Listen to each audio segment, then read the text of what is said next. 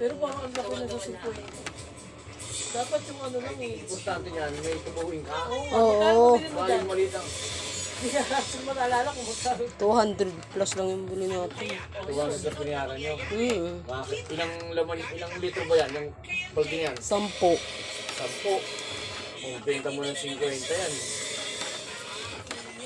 10 litro.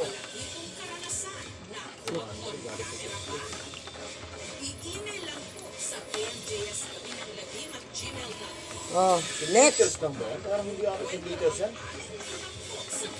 Hindi, pinasukat ni mama yung ano na yan, yung 1.5. Uy, 10 ganyan? Ay, hindi yan. Hindi. 15 litro yan. 15 liters nga nakalagay dyan eh. 15 liters. Oh, tama yan. Tayo, wag mo. Benta mo 50. Dapat 1 litro, 50. Ako na, video mo na lang ako sa iyo. Pupuntakpan. Video mo yung ginagawa ko.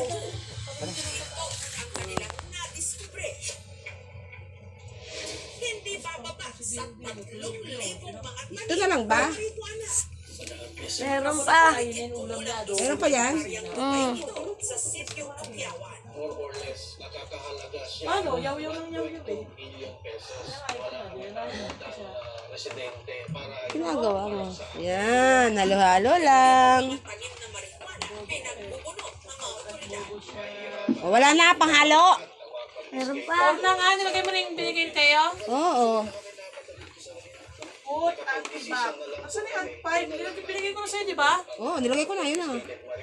Ilan pa ba? Binigay mo na yung ano eh, yung kanina eh. Number 6. Asan yung 6? Ang tanong, sino ang nasa likod ng marijuana plantation na ito sa Cebu? Make sure to now. Make Ano sure. nga number pa yung nilagay mo? Tignan mo nga. Number. Nito lang Hunyo, Five? nung nagsimulang magmanman ang Yung PNP 6 nilagay mo Balaban na. sa Taliman. Sige, Sa'yo, kailangan daw to now. Ito, tagaan. Ba, may nabuong mo ata din eh. Ito po ay isang maliits marijuana. Siyempre, hahaluin mo nang hahaluin pa yan. Malapot na nga eh. Sabi ito kasi ng Balaban, malayo Oo, may ano na. Oh, ito na daw, ng 7, yung pampabango na. 1 minuto mo siya haluin. pa sa natanggap daw Bago ilagay yung pang-ulo. hindi lang sila basta Baka lumusot na. Ito po ay binibenta sa mga umaakyat sa kanilang lugar. bagay Iusin mo yung video mo, hindi tayo kikita nito eh. ng residenteng si Leslie. Hindi niya tunay Ngayon na na naman yun, parang wala naman. Teo, wag ka na maghalo, ako lang. Isang ano lang yan, isang pasada ng halo. Yun na lang. Ano yun, yung pababango. tanggap ng mga pulis. Kumuha sila Ano ba yan? ng asset. Si Edgar, hindi niya Naamoy tunay mo na na? pangalan. Oo nga. Haluin mo lang daw ng Bango naman. ito. Saka ilalagay itong pang-walo. Hindi na kaya down eh. Ay hindi, susunod naman daw ni gawin natin. Bago na raw si Edgar. Ito guys ay ano, ang tawag ito. Huli, naglagay pa raw si Edgar ng mga Ano to? damit. Dishwashing liquid. Order na kayo, 50 lang 1 liter. Nung nalaman ng lahat ng ito, Nilagay na yung pang-sunset. kinasal ang operasyon. Lumang ka na dyan. Tapos ka na. Sa pagkagugat ng otoridad sa ilalim ng tugon o lutuan ng kopra na ito, meron pa silang nakita Kailangan dito kahoy yung panghalo mo. mga pinatuyot ibinibentang marijuana Parang na tubo. tinatayang nasa 40,000 pesos. Sakit talaga sa kamay. Kanin kayo, lagyan mo na ng ano. Meron kaming nakita mga ilang marijuana sa kanilang kabahayan. Isang indikasyon na sila ay gumagamit din.